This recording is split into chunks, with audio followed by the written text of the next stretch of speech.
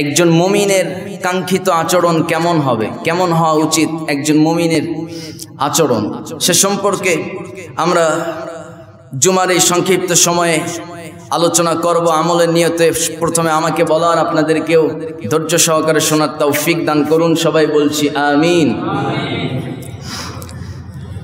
মুমিনের কাঙ্ক্ষিত আচরণটা কেমন হবে, একজন মুমিনের কি আচরণ হওয়া উচিত?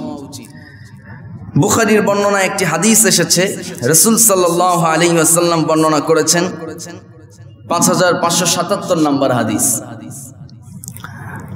হযরতে নোমান ইবনে বাশীর রাদিয়াল্লাহু তাআলা হাদিসটি বর্ণনা করেছেন। হাদিসটি শোনার আগে যিনি হাদিসটি বর্ণনা করেছেন, যিনি রাবী, তার কিছু ইতিহাস যদি আমরা জানি তাহলে আমরা অনেক কিছুই তার ইতিহাস থেকে জানতে পাবো যে তিনি কেমন যোগ্যতা সম্পন্ন একজন সাহাবী ছিলেন।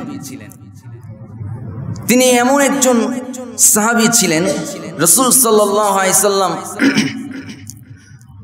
মক্কাতে দাওয়াতি কাজ করতে পারেন না, তিনি তাওহীদের পথে মানুষদেরকে আহ্বান করতে পারছেন না। 40 বছর তিনি মানুষদেরকে সৎ কাজে আদেশ, অসৎ কাজে বাধা দিয়েছেন, কেউ কিছু বলে নাই।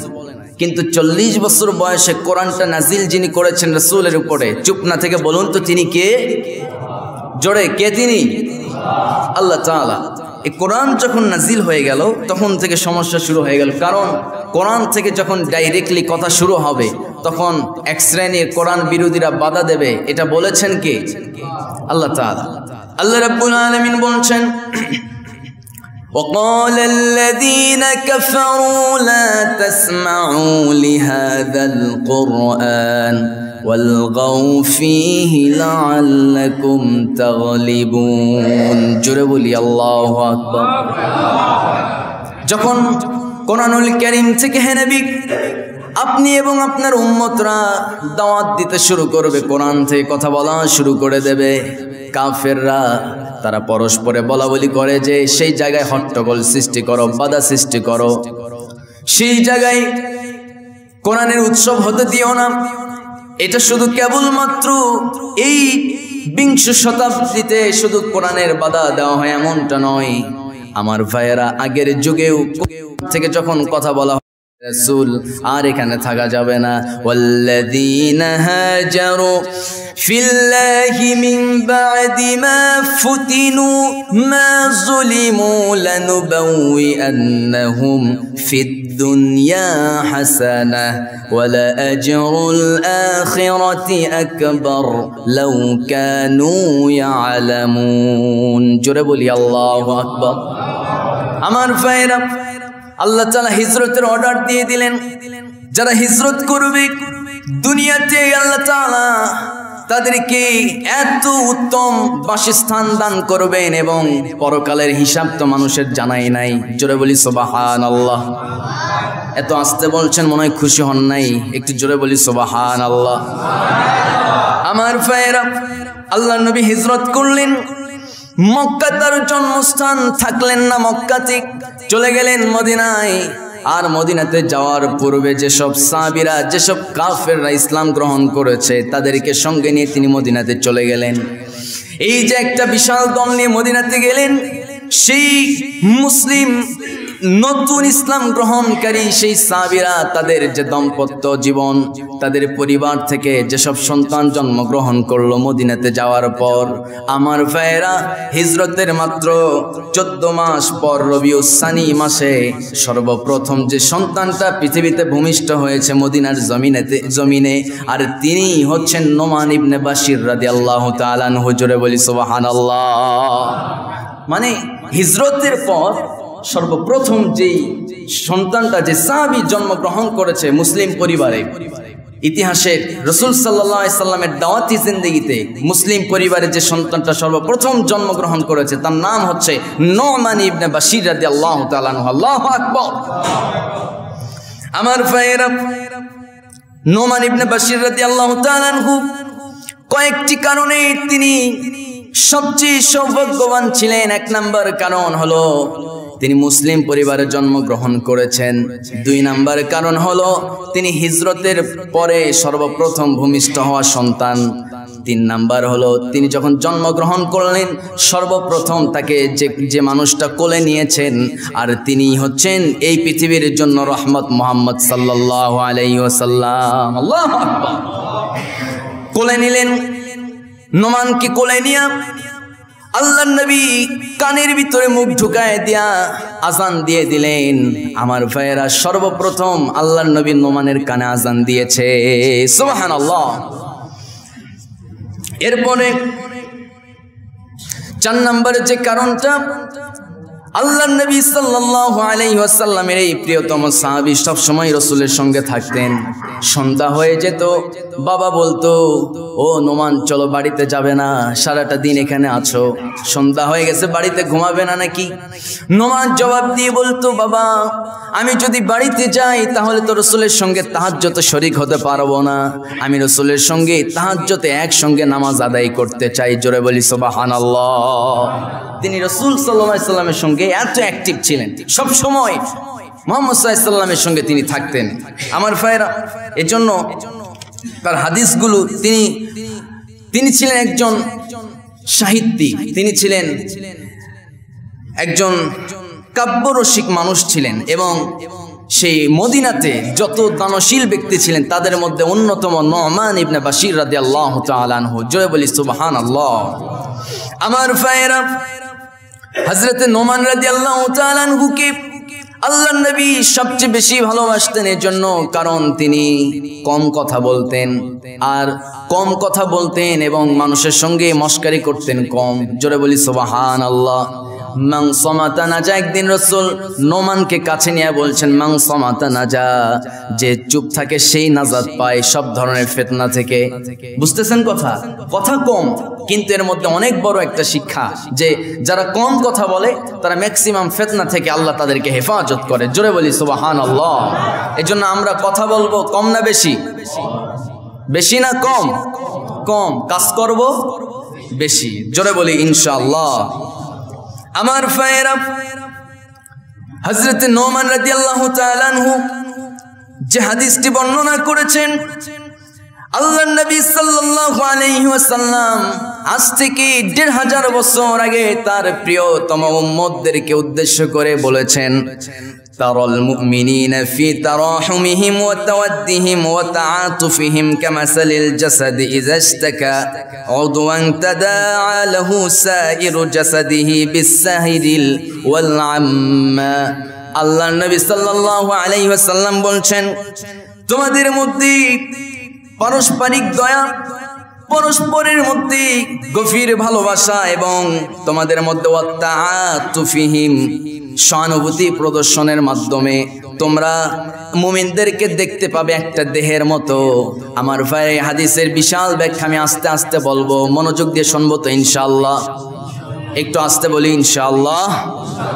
আমার ভাইয়েরা, মুমিনের যে কাঙ্ক্ষিত আচরণ কেমন হবে আল্লাহর নবী সাল্লাল্লাহু আলাইহি ওয়াসাল্লাম সেই মেসেজটা দিয়েছেন। তবে মুমিন কারা?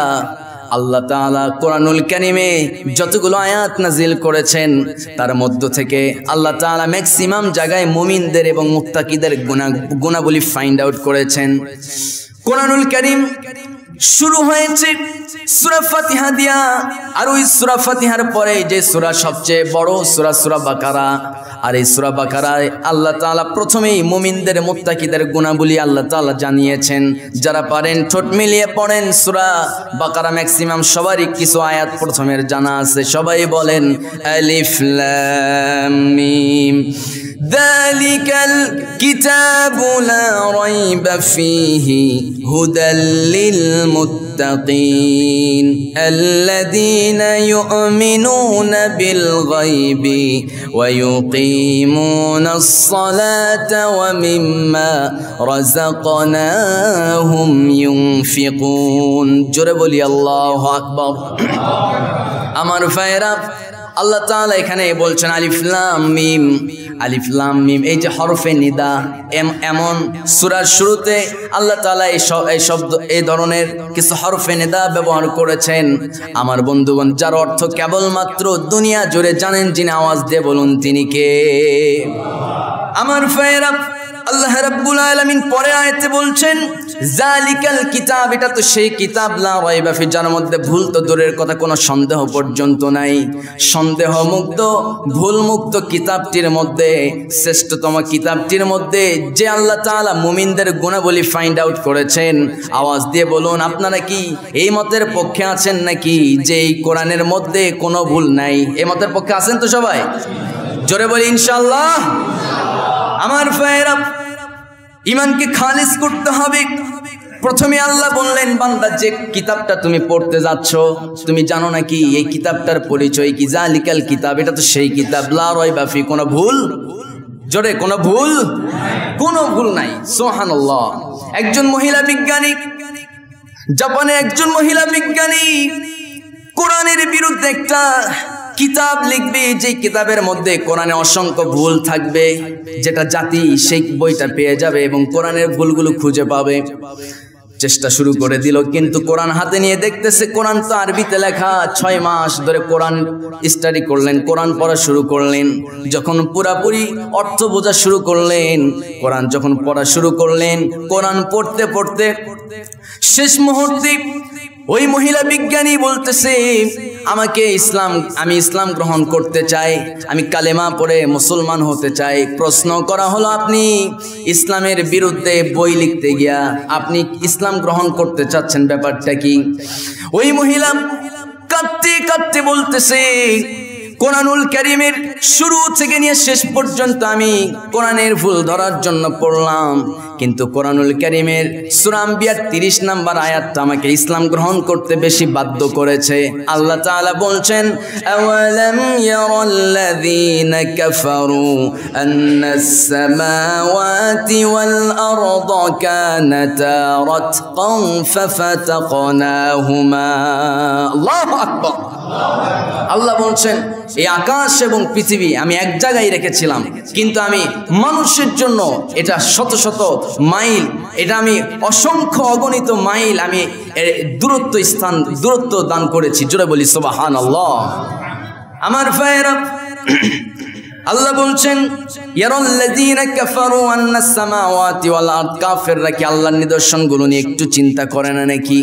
আমার ভাইয়েরা, এই আয়াতটা পড়তে গিয়ে তিনি বেশি ক্লান্ত হয়ে গেছেন, ঘাবড়ে গেছেন, ভাবতেছেন, আরে যে আল্লাহ তাআলা আমাদের জন্য এত সুন্দর করে আসমান এবং জমিন সৃষ্টি করেছেন, ওই আল্লাহকে আমি কেমনে ভুলে থাকি?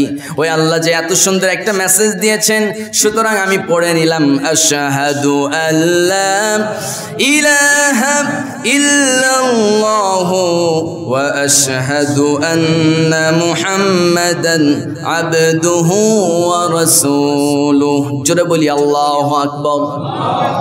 আমার ভাইরা, আল্লাহ নবী সাল্লাল্লাহু আলাইহি ওয়াসাল্লাম বলছেন, কারা মুমিন? আল্লাহ তাআলা তো জানিয়েছেন সূরা বাকারার প্রথমেই, ওয়াল্লাযীনা ইউমিনুনা বিল গায়বি ওয়া ইউকিমুনাস সালাতা ওয়া মিম্মা রাযাকনাহুম ইউনফিকুন। যারা অদৃশ্যের প্রতি বিশ্বাস রাখে তারাই মুমিন। কে বলেছেন? যারা নামাজ কায়েমের আন্দোলন করে তারাই মুমিন। কার কথা? আল্লাহ বলছেন, যাদেরকে আমি দান করেছি, আমার দেওয়া দান থেকে তারা কি করে? যাকাত প্রদান করে। যাকাত ভিত্তিক অর্থনীতি কায়েম করার জন্য, চালু করার জন্য, যাকাত ভিত্তিক অর্থনীতি, অর্থ ব্যবস্থা চালু করার জন্য, সমাজ থেকে সমস্ত গরিব দুঃখী, এই গরিব দুঃখী দূরীভূত করার জন্য যারা যাকাত প্রদান করে, নির্দিষ্ট মাল, নিসাব পরিমাণ মাল হওয়ার পর যাকাত যারা দেয়, তারাই হচ্ছে মুমিন। আমার ভাইরা, কে বলেছেন? একটু আস্তে বলুন, কে বলেছেন?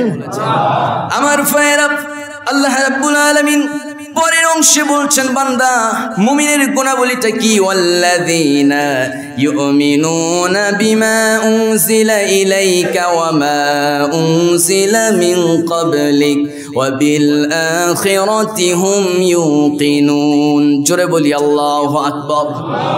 আমার ভাইরা, যে কিতাবটা আল্লাহর নবীর উপরে নাজিল হয়েছে ওই কিতাবের প্রতি যারা পরিপূর্ণ আস্থা এবং বিশ্বাস নিয়ে ওই কিতাব অনুযায়ী নিজের জীবনকে পরিচালনা করেছে তারাই মুমিন। কার কথা?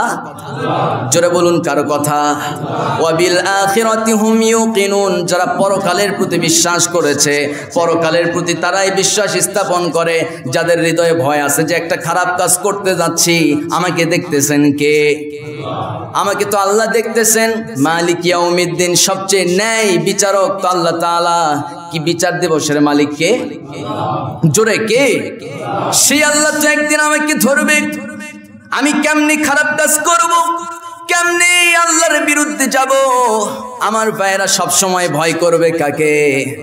সবসময় আল্লাহকে ভয় করতে হবে। কিন্তু আজকে আমার দেশে অনেক অভিনেতা অভিনেত্রী আছে যারা মসজিদ নির্মাণ করে। কি করে?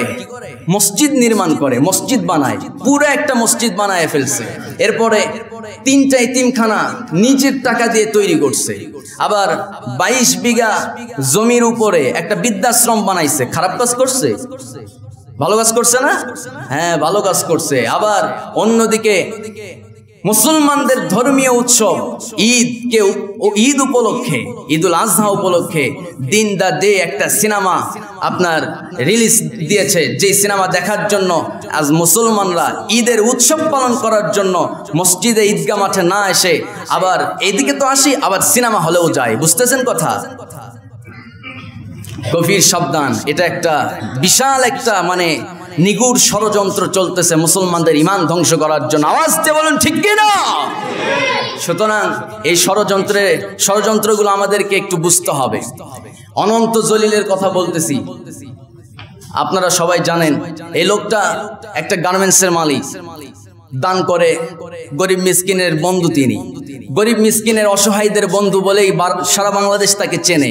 তিনি 3টা ইতিমখানা করেছেন, একটা মসজিদ করেছেন, বৃদ্ধাশ্রম করেছেন। আচ্ছা বলেন তো, বৃদ্ধাশ্রমের পক্ষে যারা, তারাই তো রাসূল বলেছেন যারা বৃদ্ধাশ্রমের পক্ষে তারাই হচ্ছে ইহুদি খ্রিস্টানদের পক্ষে, ঠিক কি না? কারণ আল্লাহ নিজে বলেছেন ইম্মা ইয়াবলুগান্না ইনদাকাল কিবার আহাদুহুমা আও কিলাহুমা ফালা তাকুল লাহুমা উফফিন ওয়ালা তানহারহুমা ওয়া কুল লাহুমা কওলান কারীমা। যুবক, তুমি কি ভুলে গেছো তোমার মা তোমার বাবা শিশুকালে তোমাকে সবসময় 24 ঘন্টা তোমার পাশে ছিল।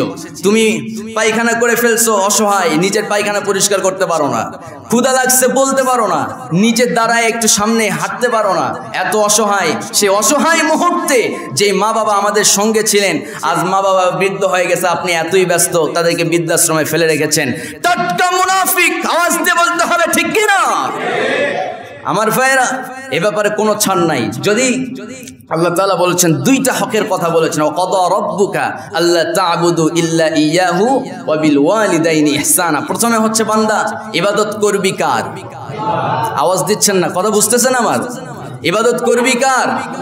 ওয়াকাদা রাব্বুক, গোলামি চলবে কার?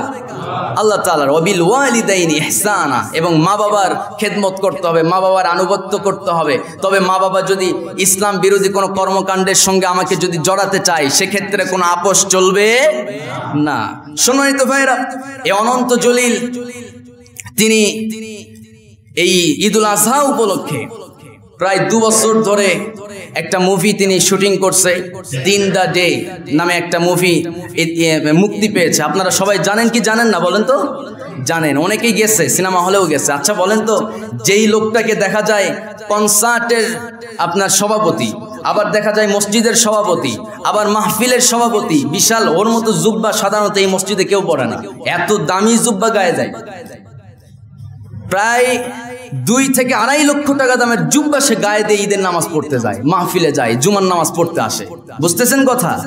এই লোকটা মসজিদে যেই লোকগুলো নামাজে আসছে, সিনেমা হলে তারে দেখছে, মসজিদে আসেও দেখতেছে অনন্ত জলিল।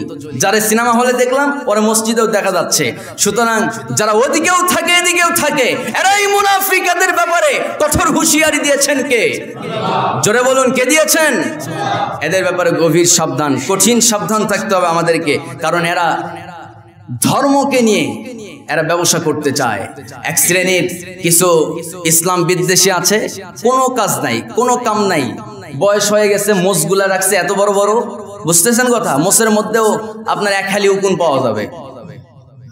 এই লোকগুলো খাইয়ে দেয়, কোনো কাম নাই। মানে দিন শেষে ওরা টকশোতে এসে বলে অমুক হুজুর অমুক জায়গা থেকে এত টাকা ওয়াজ করে নিয়ে গেছে, আর অন্যদিকে কি বলে, আবার বলে কি যে হুজুররা ধর্ম ব্যবসায়ী, ধর্মকে নিয়ে তারা ব্যবসা করতেছে। আর এদিকে ধর্মকে নিয়ে কারা ব্যবসা করে এটা নতুন করে জাতিকে বোঝানোর কোনো দরকার নাই, কারণ এদেশের জাতি স্পষ্ট, দিনের আলোর মতো স্পষ্ট হয়ে গেছে যে কারা ধর্ম ব্যবসায়ী। ঈদের উৎসব আসলে, মুসলমানদের ঈদের উৎসব আসলে তারা ঈদের আনন্দকে, ঈদের উৎসবকে পুঁজি করে সিনেমা হলে মুভি সার্ভিস দেয়, তারাই হচ্ছে ধর্ম ব্যবসায়ী। আওয়াজ দিয়ে বলুন ঠিক কি না? আমার ভাইরা, এদের ব্যাপারে কঠিন সাবধান থাকতে হবে। আবল তাবল বুঝার দিন শেষ, এখন হবে কোরআন সুন্নাহর বাংলাদেশ। আওয়াজ দিয়ে বলুন না, কোরআন সুন্নাহর বাংলাদেশ চাই কি চাই না? আমার ভাইরা, গভীর মনোযোগ। আল্লাহ নবী সাল্লাল্লাহু আলাইহি ওয়াসাল্লাম মুনাফিকদের ব্যাপারে সাবধান করেছেন, ইন্নাল মুনাফিকিনা ফিদ দারকিল আসফালি মিনান নার। জোরে বলি আল্লাহু আকবার। মুনাফিকরা থাকবে জাহান্নামের একেবারে তলদেশে। আমার ভাইরা, যত জাহান্নামী থাকবে সেই জাহান্নামীদের পোষগুলো গলে গলে যে নিচে আসবে। আর আল্লাহ তাআলা বলছেন মুনাফিকরা জাহান্নামে একবারে নিচে থাকবে, যেই নিচে সবচেয়ে বেশি আগুনের উত্তাপ থাকবে, আর সেখানেই মুনাফিকদেরকে আল্লাহ তাআলা আগুনে জ্বালাবেন। জোরে বলি নাউজুবিল্লাহ। মুনাফিকদের জাহান্নামে যখন ফালাই দেওয়া হবে, এই 3.5 হাত বডি থাকবে না, তারা বসে থাকা অবস্থায় তাদের উচ্চতা হবে। বুখারী এবং মুসলিমের বর্ণনায় হাদিস এসেছে, ইমাম হযরত আবু হুরায়রা রাদিয়াল্লাহু তাআলা এবং সাদ বিন আবি ওয়াক্কাস রাদিয়াল্লাহু তাআলা হাদিসটি বর্ণনা করেছেন যে 4,500 কিলোমিটার মানে উঁচু, মানে যখন বসে থাকবে তাদের উচ্চতা হবে 4,500 কিলোমিটার। আল্লাহু আকবার। এবং মোটা চামড়ার অধিকারী হবে। তাদেরকে জাহান্নামে যখন ফালাই দেওয়া হবে, মরবেও না, তাদের মৃত্যুও নাই, খালি পুড়তেই থাকবে। জোরে বলি নাউজুবিল্লাহ। শোনাই তো ভাইরা, আল্লাহ নবী সাল্লাল্লাহু আলাইহি সাল্লাম বলছেন এই গুণগুলো যারা অর্জন করবে তারাই মুত্তাকি, তারাই হচ্ছে সফল, তারাই কেবলমাত্র দুনিয়ার বুকে সফলতা অর্জন করেছে। আল্লাহ তাআলা সূরা আনফালের মধ্যে আবার বলেছেন মুত্তাকি কারা, সত্যিকারের মুত্তাকি কারা। এখানে আরেকটু কড়া ভাবে বলেছেন যে উলাইকা হুমুল মুমিনুনা হাক্কা, সত্যিকারের ঈমানদার, সত্যিকারের মুত্তাকি কারা। আল্লাহ বলছেন ইয়াসআলুনাকা আনিল আনফাল কুলিল আনফালু লিল্লাহি ওয়ার রাসূল ফাত্তাকুল্লাহা ওয়া আসলিহু যাতা বাইনিকুম ওয়া আতিউল্লাহ ওয়া রাসূলাহু ইন কুনতুম মুমিনিন। জোরে বলি আল্লাহু আকবার। তারাই তো সত্যিকারের ঈমানদার। সচ্চা ঈমানদার তো কেবলমাত্র তারা যারা আল্লাহ এবং রাসূলের আনুগত্য স্বীকার করে নিয়েছে। এরপর আল্লাহ বলছেন ইন্নামাল মুমিনুনা আল্লাযীনা ইযা যুকিরাল্লাহু ওয়াজিলাত কুলুবুহুম ওয়া ইযা তুলিয়াত আলাইহিম আয়াতুহু যাদাতুহুম ঈমানা। জোরে বলি আল্লাহু আকবার। ঈমানদার তো, সচ্চা ঈমানদার তো তারাই, তাদের সামনে কুরআনুল কারীম যখন তেলাওয়াত করা হবে তাদের ঈমানটা, তাদের হৃদয়টা কেঁপে কেঁপে উঠবে, আর তখন তারা চুপ না থেকে আল্লাহর নামে তাকবীর দিতে থাকবে। আল্লাহু আকবার। আমার ভাইরা, নিজেকে প্রশ্ন করেন তো, কুরআনুল কারীম থেকে আলোচনা হতেছে, কোরআন তেলাওয়াত হচ্ছে, অথচ আপনার মুখ থেকে আল্লাহু আকবার বের হতেছে না। আল্লাহু আকবার বলতে শরম লাগে, আছে না নাই? জোরে আছে না নাই? আছে। এখানেই তো আপনি নিজেকে যাচাই করতে পারেন যে আপনি সত্যিকারের ঈমানদার কিনা। কারণ আল্লাহ এখানে বলছেন ইযা যুকিরাল্লাহু ওয়াজিলাত কুলুবুহুম, তারা যখন কোরআনুল কারীম থেকে আলোচনা শোনে তখন তারা তাকবীর দেয় কার নামে? অথচ গত পরশুদিন রাতে চট্টগ্রামে একটা মাহফিল হলো, সেই মাহফিলে আমার মামা হাবিবুল্লাহ মেজবা তিনি নিজেই সেখানে প্রধান আলোচক ছিলেন। আলোচনা চলাকালীন অবস্থায় আমার ভাইয়েরা সেখানে স্লোগান হচ্ছিল, আর সেখানকার চেয়ারম্যান ডাইরেক্টলি মাইক কেড়ে নিয়ে সেখানে দাঁড়ায় সে বলতেছে, যদি এই জায়গায় তাকবীরই হয়, স্লোগানই হয়, আগামী বছর থেকে মাহফিল বন্ধ। আমি বলি, এই বাংলার জমিনে তোর রিজিক অচিরেই বন্ধ হয়ে যাবে, আল্লাহ বন্ধ করে দেবে, ঠিক কি না?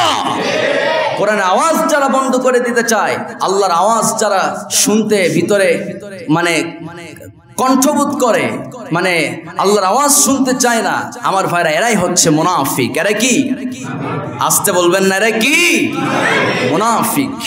সম্মানিত ভাইরা, আল্লাহর নবী বলছেন, ও দুনিয়ার মানুষ শোনো, সত্যিকারের ইমানদার কারা এবং একজন মুমিনের কাঙ্ক্ষিত আচরণটা কি হবে?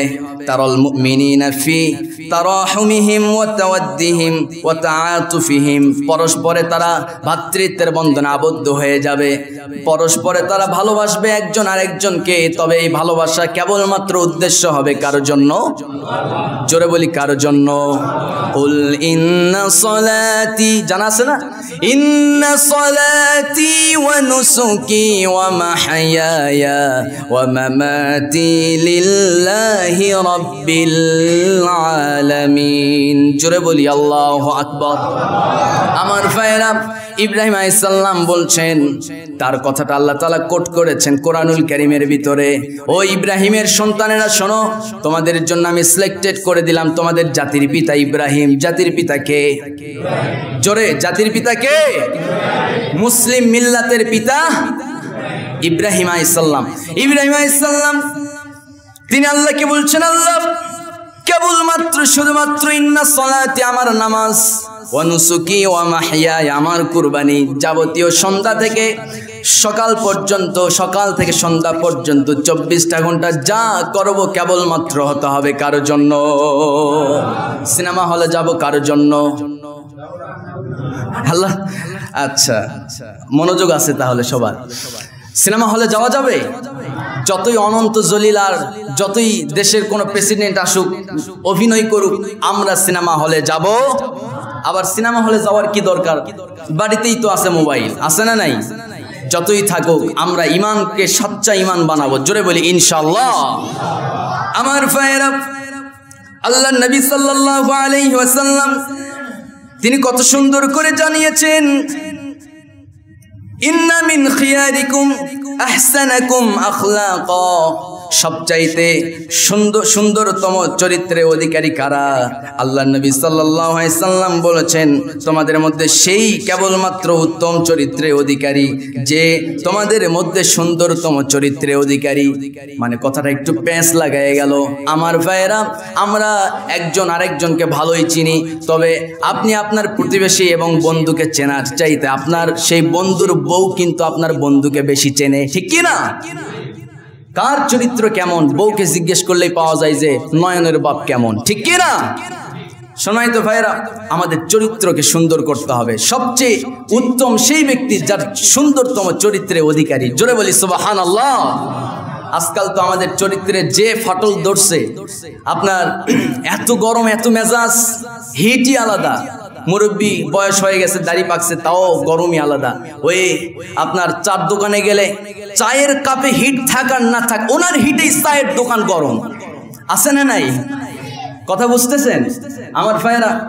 এত গরম হওয়া যাবে না, আপনার বয়স হয়ে গেছে, শেষ বয়সে এত কিসের গরম? হ্যাঁ, তবে আপনার গরমটা হতে হবে ইমানের জন্য, ইসলামের জন্য। খেপে যান, রেগে যান ইসলামের পক্ষে, বাতিলের বিরুদ্ধে, ঠিক কি না আমার ভাইয়েরা?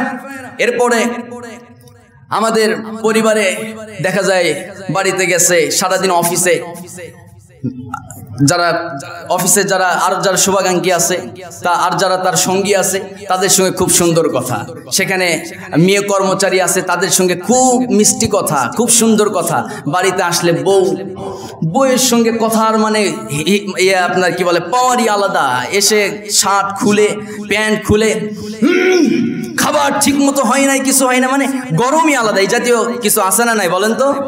না, স্ত্রীর সঙ্গে সবচেয়ে সুন্দরতম ব্যবহার করেছেন মুহাম্মদ সাল্লাল্লাহু আলাইহি ওয়াসাল্লাম সুন্দর আচরণ করতে হবে। কারণ যে পুরুষ তার স্ত্রীর কাছে সবচেয়ে প্রিয়, আল্লাহ বলছেন ওই বান্দা, ওই যুবক আমার কাছে সবচেয়ে প্রিয়। আল্লাহু আকবার। আবার ভুলে যায় না আবার যে নারীরা মনে হয় ছাড় পেয়ে গেল, নারীরা আবার যে স্বামীর কাছে সবচেয়ে বেশি প্রিয়, আল্লাহ বলছেন ওই নারীও আমার কাছে সবচেয়ে বেশি প্রিয়। জান্নাতে একজন হুরের চাইতে 70,000 গুণ বেশি সৌন্দর্য দিয়ে আমি তারে সৃষ্টি করব। আল্লাহু আকবার। জান্নাতের একজন সেবিকা, তাকে আল্লাহ তাআলা এত সৌন্দর্য দান করেছেন, সে যদি দুনিয়াতে এক ফোঁটা যদি থুতু ফেলায় গোটা দুনিয়া মিঠা হয়ে যাবে। জোরে বলি সুবহানাল্লাহ। আমার ভাইয়েরা, সেই সব নারীদেরকে আল্লাহ তাআলা জান্নাতি নারীদের চাইতেও সুন্দরতম সৌন্দর্য দান করবেন, যারা কেবলমাত্র স্বামীর আনুগত্য করে, নামাজ আদায় করে, পর্দা করে এবং কি করে, রমাদান মাসে রোজা রাখে। বলেছেন মুহাম্মদ সাল্লাল্লাহু আলাইহি ওয়াসাল্লাম। সম্মানিত ভাইরা, আমরা ক্ষেপে যাব না, রেগে যাব না। রেগে গেলেন তো হেরে গেলেন, রেগে যাওয়া যাবে না। আমরা সব সময় কোমল হৃদয়ের হব। জোরে বলি ইনশাআল্লাহ। আমাদের মনটা কেমন হতে হবে, কেমন মনের আমাদের হতে হবে, আল্লাহ তাআলা সূরা মাইদা 54 নম্বর আয়াতে খুব সুন্দর করে জানাচ্ছেন, ইয়া আইয়ুহাল্লাযীনা آمنوا من يرتد منكم عن دينه فسوف يأتي الله بقوم يحبهم ويحبونه أذلة على المؤمنين أعزة على الكافرين। الله أكبر। আল্লাহ তাআলা ঈমানদারদেরকে ডেকে বলছেন যে তোমরা পরস্পরে মুমিন আরেকজন মুমিনের জন্য রহমদিল হয়ে যাও, কোমল হৃদয়ের হয়ে যাও। কে বলেছেন? কিন্তু আমরা হিন্দুদের সঙ্গে, হিন্দু দাদাভাইদের সঙ্গে ভালো সম্পর্ক, আর মুসলমানদেরকে মার দেই। আছে না নাই? এ জাতীয় সিস্টেম আছে না নাই? তাদেরকে আম পাঠাই, ইলিশ পাঠাই, আর মোল্লাদেরকে ধরে ধরে মারি। আছে না নাই?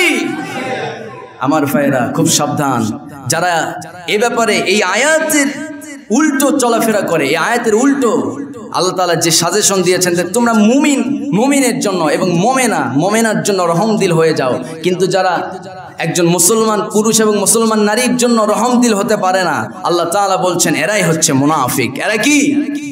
মুনাফিক। আমার ভাইরা, এবং আল্লাহ তাআলা শেষ মেসেজ দিচ্ছেন কি, আইজ্জাতিন, কঠোর হয়ে যাও কাদের জন্য, আলাল কাফিরিন, কাফেরদের ব্যাপারে, মুশরিকদের ব্যাপারে তোমরা কঠোর হয়ে যাও। কে বলছেন? জোরে বলি, কে বলছেন? আল্লাহ তাআলা। তাদের ব্যাপারে কঠোর হতে হবে। আমার ভাইয়েরা, তবে রাসূল সাল্লাল্লাহু আলাইহি সাল্লাম কঠোর মানে খালি ইসলাম মানবি না কাল্লা উড়াইয়ে দেব এই জাতীয় কঠোর না। তাদের ব্যাপারে কেমন কঠোর? যে তারা ইসলামের বিরুদ্ধে কোনো একটা ষড়যন্ত্র করতেছে, আপনি সেখানে কঠোর হয়ে যান, তাদের সঙ্গে আপোষ করেন না। তারা ষড়যন্ত্র করে বাংলার 95% মুসলিম দেশে পাঠ্যপুস্তকের মধ্যে হিন্দুদের ওই রাম সীতা তাদের ইতিহাস ঢুকায় দিচ্ছে মুসলমানদের ঈমান নষ্ট করার জন্য। আওয়াজ দিয়ে বলুন ঠিক কি না? আগামী প্রজন্মের আপনার ঘরের সন্তানকে কেমনে মুশরিক বানানো যায়, এটার একটা বিশাল ষড়যন্ত্র চলতেছে দেশে। আমার ভাইয়েরা, আমরা এ ব্যাপারে কোনো আপোষ করতে রাজি? জোরে বলি, আপোষ করতে কোনো রাজি না। সম্মানিত ভাইয়েরা, আপনার সন্তান কি পড়তেছে? আপনার সন্তানকে স্কুলে ভর্তি করাই দিয়েছেন, ক্লাস 3-তে পড়ে, ও স্কুলে যায়, প্রাইভেট পড়ে, কোচিং করে। আপনি আপনার বউকে দায়িত্ব দিচ্ছেন যে প্রাইভেটে নিয়ে যাবা নিয়ে আসবা, আবার স্কুলে নিয়ে যাবা নিয়ে আসবা, আর আপনি দোকানে বা অফিসে চাকরি করতেছেন। এটা না। আপনি, আপনার দায়িত্ব হচ্ছে নারীরা কখনো চাকরানি হতে হবে, নারীরা চাকরানি হবে এটা ইসলাম বলে না। নারীরা হবে রাজরানী। নারীরা কি হবে? রাজরানী। আর পুরুষরা হবে চাকরিজীবী, পুরুষরা কাজ করবে। আল্লাহ তাআলা পুরুষদেরকে কাজের জন্য সৃষ্টি করেছেন, আর নারীদেরকে সৃষ্টি করেছেন কি জন্য? রাজরানী বানানোর জন্য। তারা রাজরানী হয়ে পরিবারে থাকবে, আপনার সন্তানকে দেখশুন করবে। আল্লাহ তাআলা বলছেন এইসব নারীরাই ঢুকবে কার জান্নাতে? আল্লাহ তাআলার জান্নাতে। সম্মানিত ভাইয়েরা, একজন নারী রাস্তা দিয়ে যাচ্ছে, ও কাজ করতেছে। অনেক নারী দেখেন না, যে আপনার রাস্তায় কাজ করতেছে, কুদাল দিয়ে কামলা দিতেছে। আমার ভাইয়েরা, নারীদেরকে কখনো রাস্তায় নামানো যাবে না। যে দেশে নারীরা রাস্তায় নামবে সেই দেশে আল্লাহ তাআলা বারবার গজব নাজিল করতে থাকেন। বলেছেন মুহাম্মদ সাল্লাল্লাহু আলাইহি ওয়াসাল্লাম, খুব সাবধান। আপনার স্ত্রীকে বাইরে কাজে পাঠাবেন না, যতটা সম্ভব বাড়িতে রাখবেন, বাড়িতে দায়িত্বের মধ্যে রাখবেন। কিন্তু বাইরে পাঠাবেন তো আপনার ভিতরে, আপনার পরিবারের মধ্যে ফাটল সৃষ্টি করে দেওয়ার জন্য সবসময় প্রস্তুতি নিয়ে আছেন মিস্টার ইবলিস, ঠিক কি না? আমার ভাইয়েরা, আল্লাহর নবীর কেমন রহম দিল ছিলেন! শুধু ইমানদারদের জন্য তিনি রহম দিল নন, ওই কাফেরদের প্রতিও তিনি রহম দিল ছিলেন, যার জন্য তার চরিত্রের প্রতি মুগ্ধ হয়ে হাজারো কাফের ইসলাম গ্রহণ করে ইসলামের ছায়াতলে আশ্রয় নিয়েছে। সুবহানাল্লাহ। আল্লাহর নবী একদিন নামাজ আদায় করছেন, কাবার চত্বরে নামাজে দাঁড়ায় গেছে, রুকুতে গেছেন, পেছন থেকে একজন কাফের, একজন ইহুদি এসে আল্লাহর নবীর পেছনে একটা লাত্তি মারছে। আল্লাহর নবী মুখ থুবড়ে পড়ে গেলেন, নাকে প্রচন্ড আঘাত লাগলো, নিঃশ্বাস নিতে পারতেছেন না, রক্তাক্ত হয়ে গেছে, নাক দিয়ে রক্ত বের হয়। আমার নবীজি উল্টো বসে পড়লেন, বসার পরে বলতেছেন, মুস্কি হেসে বলছেন, ভাই আমি কে আমাকে ধাক্কা মারলো জানি না, তবে তুমি আমার পেছনে দাঁড়ায় আছো, তুমি ধাক্কা মেরেছো, আমি আঘাত পেয়েছি, কিন্তু জানতে চাই তোমার কোনো আঘাত লেগেছে নাকি? সুবহানাল্লাহ। উল্টো আঘাত করেন নাই। আমার নবীজি এত সুন্দর চরিত্রের অধিকারী ছিলেন, মুমিনদের জন্য শুধু নয়, তিনি তো গোটা পৃথিবীর জন্য রহমত। সুতরাং তার ব্যাপারটা আলাদা আর আমাদের ব্যাপারটা আলাদা। আমরা তো পৃথিবীর জন্য রহমত হয়ে আসি নাই, তিনি কেবলমাত্র এই পৃথিবীর জন্য রহমত হয়ে এসেছেন। আমার ভাইয়েরা, ওই ইহুদির সঙ্গে সঙ্গে চিন্তা করতেছে, আরে আবু জেহেলের দায়িত্ব পালন করলাম, তারে লাত্তি মারলাম, নাক দিয়ে ফেনকি দিয়ে রক্ত বের হয়, এই অসুস্থ লোকটা, আমি তারে যে অসুস্থ করে ফেললাম, উল্টো সে আমার খোঁজ নিতেছে আমার আঘাত লাগছে কিনা। সুতরাং বুঝতে পেরেছি আকাশের নিচে সত্য মানুষ, সত্য নবী কেবলমাত্র তিনি হতে পারে। সুবহানাল্লাহ। সঙ্গে সঙ্গে দেরি করলেন না, আল্লাহর নবীর হাতটা ধরে এই পৃথিবীর শ্রেষ্ঠতম বাণীটা পড়ে ফেললেন, আশহাদু আল্লা ইলাহা ইল্লাল্লাহু ওয়া আশহাদু আন্না মুহাম্মাদান আবদুহু ওয়া রাসূলুহু। আমার ভাইরা, আল্লাহর নবী সাল্লাল্লাহু আলাইহি ওয়াসাল্লাম বলছেন, ও দুনিয়ার মানুষ শোনো, কেউ যদি আল্লাহর ভালোবাসা পেতে চাও, আল্লাহর ডাইরেক্টলি আল্লাহর মহাব্বত যদি পেতে চাও, তাহলে তার দায়িত্বটা কি? আল্লাহ রাসূল আল্লাহ তাআলা সুন্দর করে জানাচ্ছেন, সূরা ইমরান 31 নম্বর আয়াত। যারা পারেন খুব কমন আয়াত ঠোঁট মিলিয়ে পড়েন, কুল ইন কুনতুম তুহিব্বুনাল্লাহা ফাত্তাবিউনি ইউহিব্বুকুমুল্লাহ ওয়া ইয়াগফির লাকুম যুনুবাকুম ওয়াল্লাহু গফুরুর রহিম। জোরে বলি আল্লাহু আকবার। যারা আল্লাহর ভালোবাসা পেতে চায়, পূর্বের সমস্ত গুনাহ থেকে মাফ পেতে চায়, তারা যেন রসুলকে ভালোবাসতে শুরু করে, রসুলকে জীবন আদর্শ হিসাবে মেনে নেয়। আল্লাহ বলছেন, তাকে যদি ভালোবাসো আমাকে ভালোবাসা হয়ে যাবে, আর তাকে ভালোবাসলে আমি তোর পূর্বের সব গুনাহ মাফ করে দিয়া, বান্দা আমি তোরে মুমিনদের খাতায় তোর নামটা উঠায় দেব। সুবহানাল্লাহ। আমার ভাইয়েরা, আরেক জায়গায় আমার নবীজি বলছেন, বুখারী শরীফের 13 নম্বর হাদিস, আল্লাহর নবী সাল্লাল্লাহু আলাইহি সাল্লাম বলছেন, ফাওয়াল্লি নাফসি বিয়াদিহি লা ইউমিনু আহাদুকুম হাত্তা কুনা হাব্বা ইলাইহি মিন ওয়ালিদিহি ওয়া ওয়ালাদিহি। আল্লাহর নবী বলছেন, তোমার মা, তোমার বাবা, তোমার স্ত্রী, তোমার সন্তান, তোমার অর্থ সম্পদের চাইতে যদি আমি রসুলকে যদি বেশি ভালোবাসতে না পারো, তাহলে তোমার ইমানদারের খাতা থেকে আল্লাহ তোমার নামটা উঠায় নেবে। নাউজুবিল্লাহ। আমরা রসুলকে কতটুকু ভালোবাসতে পেরেছি, রসুলের সুন্নাহ কতটুকু আঁকড়ে ধরতে পেরেছি। ওই অনন্ত জলিলের দেখছেন না, দাড়ির মধ্যে কি কাট, দাড়ির মধ্যে এমন ছাট মারছে। আমার ভাইয়েরা, দ্বিতীয় এরকম লোক আমি দেখি নাই। চাইনিজ কাটিং, এই তো এই চাইনিজ কাটিং এগুলো দিয়েন না, আমরা দেব রাসূলুল্লাহ সাল্লাল্লাহু আলাইহি সাল্লামের সুন্নাহ অনুযায়ী আমরা দাড়ি কাটবো। জোরে বলি ইনশাআল্লাহ। আবার রাসূল সাল্লাল্লাহু আলাইহি সাল্লামের সুন্নাহ, আবার এই দাড়ি চাচা না, এক মুষ্টির বেশি হয়ে গেলে কেটে ফেলতে হবে, এরপরে গোঁফ ছোট করতে হবে, রাসূল সাল্লাল্লাহু আলাইহি সাল্লামকে অনুসরণ করতে হবে। আপনি সারাটা জীবন ওই ঠাকুরের মতো গাল টাল এগুলো সব চাইছে, মানে একেবারে চামড়া ঝুলাই ফেলছেন, দেখতে মনে হয় খুব পীর সাহেব লাগতেছে নাকি, না খুব নায়ক লাগতেছে মনে হয়, না এসব করা যাবে না। কেউ আবার রাগ করতেছেন নাকি? সম্মানিত ভাইরা, রসুলকে বেশি ভালোবাসতে হবে, নিজের জানের চাইতে রসুলকে ভালোবাসতে হবে। রসুলের বিরুদ্ধে ষড়যন্ত্র হবে তো জীবন দেওয়ার জন্য প্রস্তুত হতে হবে মুসলমান, ঠিক কি না? আমার ভাইরা, রসুল সাল্লাল্লাহু আলাইহি সাল্লামকে জীবনের চাইতেও ভালোবাসতে হবে। স্ত্রী, সন্তান, মা বাবা তো দূরের কথা, নিজের জানের চাইতে বেশি ভালোবাসতে হবে। তবে আপনি ইমানদারের খাতায় আছেন। তাছাড়া ইমানদার না হলে জান্নাত আছে? মৃত্যুর পর কিলানি আছে না নাই?